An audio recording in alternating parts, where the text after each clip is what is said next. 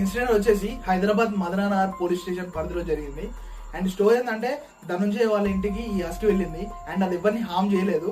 But Dhananjay and వాళ్ళ నలుగురు friends తో వచ్చి ఇలా కొట్టడం జరిగింది అండ్ ఆఖరికి ఆ డాగ్ ని కూడా కొట్టేశారు. ఇప్పుడు ఆ డాగ్ చాలా క్రిటికల్ పొజిషన్ లో ఉంది అండ్ దాని హెడ్ లో క్రాక్ వచ్చింది అనమాట అండ్ దాని బ్రెయిన్ లో బ్లడ్ క్లాట్ అయిపోయింది అండ్ అది ఇప్పుడు వాటర్ తాగలేని పరిస్థితిలో ఉంది. అండ్ ఇప్పటికైతే సెలెన్స్ తోటి మేనేజ్ చేస్తున్నారు.